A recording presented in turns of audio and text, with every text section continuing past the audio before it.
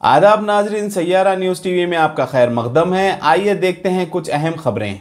13 फरवरी बरोज़े पीर के दिन 11 बजे फाइनेंस कॉरपोरेशन के दफ्तर का घेराव, 2,17,000 दरख्वास्त गुजार और समाजी तंजीमों का एहतजाज होगा। अस्सलामु अलैकुम रहमतुल्लाहि व बरकातुहू।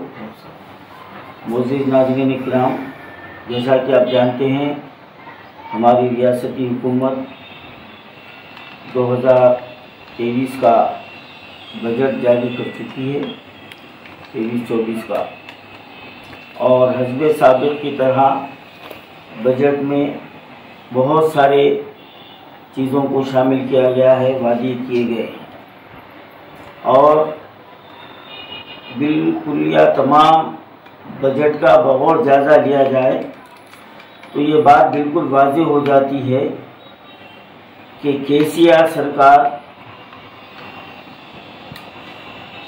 इस बजट को अपने वादों के मुताबिक ही जो है ना, ये भी एक वादा है, बजट वादा है। और ये बात फिर मुझे दोहराने की ज़रूरत नहीं है कि हमारे केसीआर साहब के अब तक के वादे कितने वफा हुए।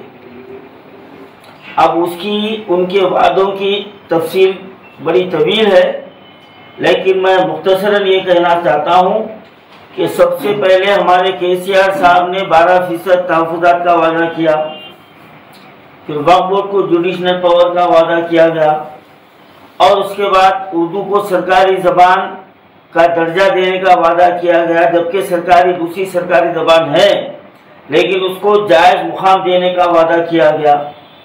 ऐसे कई जो है ना वादे किए गए, लेकिन हमारे केसीआर साहब, तेलंगाना सरकार का जो 2014 से आज तक जो तेलंगाना के अवाम के लिए जो रवैया सामने आ रहा है, और बिलखुसूस माइनॉरिटी और मुसलमानों के लिए, कि ये बिल्कुलिया तौर पर अपने वादों में नाकाम हो चुके हैं और इन्होंने मुसलमानों को जायज़ मुकाम देने का वादा किया, जबकि हमारे 10 यूनिवर्सिटी में एक को भी मुसलमान वाइस चांसलर नहीं बनाया गया। और पब्लिक सर्विस कमीशन में 1947-48 के बाद से एक मुस्लिम नुमाइंदा हुआ करता था, लेकिन ये केसीआर ने वहां से भी हमारी नुमाइंदगी खत्म कर दी। और सितम ज़रीफ़ी ये है कि आज 3 साल से अक़लियती कमीशन को खत्म कर दिया गया और माइनॉरिटी फाइनेंस कॉरपोरेशन के जरिए मुसलमानों को मुसलसल धोखा देते जा रहे हैं।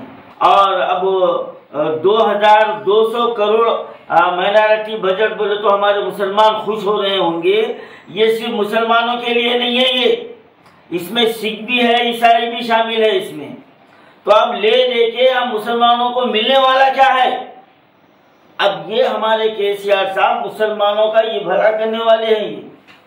और इसी तरह फाइनेंस कॉरपोरेशन के जरिए 2016 में 2,60,000 दरखास्तें वसूल की गई, किसी को नहीं मिला।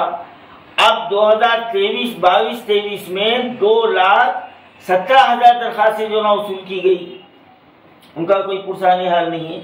और सितम ज़रीफ़ी ये है, मैं केसीआर साहब से और जो ना बीआरएस सरकार से, आज जो बीआरएस बनकर पूरे मुल्क में जो ना ये फैलना चाहते हैं, हम ये पूछना चाहते हैं, क्या हमारा स्टेट का माइनॉरिटी तबका या मुसलमान, क्या हम हुकूमत को टैक्स नहीं देते? क्या हम बराबर के शहरी नहीं हैं? तो हमारे साथ ये इम्तियाज क्यों किया जा रहा है? आज हजारों करोड़ रुपए मंदिरों के लिए जो ना खर्च किए जा रहे हैं, जबकि 200 करोड़ रुपए हमारे मसाजिद के लिए नहीं मिल रहे हैं। आज 5-6 साल से मक्का मस्जिद का काम रुका हुआ है, अफजलगंज मस्जिद का काम रुका हुआ है, शाही मस्जिद का काम रुका हुआ है। अरे हद तो ये है कि वहां के मुलाजिमीन के लिए तनख्वाहें बराबर जारी नहीं हो रही, और जबकि पंडित पुजारियों को माहाना पेशकश दी जा रही है, और हमारे स्टेट के इमाम मौजूदों के लिए 5,000 रुपये वो दिए जाते हैं 4 महीने 5 महीने के बाद, यानी एहसान जता रही है।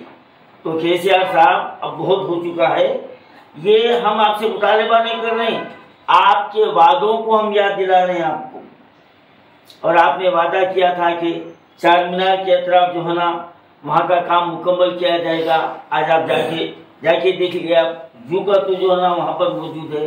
आप वक्फ इमलाक की हिफाजत का वादा किए थे, आप खुद लुटेरे बन के सामने आ गए। आज हमारा निजामिया तिब्बी कॉलेज, चार मीनार दवाखाना किस हाल में है देखिए आप, कोई पुरसाने हाल नहीं है। एक जमाना बता रहे कि हम खैरखा है, हम ये बजट जारी करें, लानत है तुम्हारे झूठ पे। अब हम खामोश बैठने वाले नहीं हैं। मैं तमाम दरखास्त दहिंदों से ये अपील करता हूं कि 12 फरवरी को असेंबली इजलास खत्म हो रहा है। हम 13 फरवरी पीर के दिन सुबह 11 बजे जितने लोग दरखास्तें माइनॉरिटी फाइनेंस कारपोरेशन में दाखिल किए हैं वो तमाम जो है ना कारपोरेशन के दफ्तर में जमा होना है, हमको घेराव करना है। और फिर मैं बताता हूं कि हमको धोखा दिया गया है, 1 पैसा बजट जारी नहीं हुआ और चेयरमैन माइनॉरिटी कारपोरेशन इम्तियाज साहब झूठ कह रहे हैं। ये झूठ कह रहे हैं। अब हमको बर्दाश्त करने वाले नहीं है। 13 फरवरी को याद रखिए, पीर के दिन सुबह 11 बजे फाइनेंस कारपोरेशन के दफ्तर में आना है और हमको घेरा हज हाउस नामपल्ली। जैसा कि आपने देखा नाजरीन क्या हो रहा है देश और दुनिया में, इस चैनल को सब्सक्राइब करिए, लाइक करिए, शेयर करिए और हमें दीजिए इजाजत।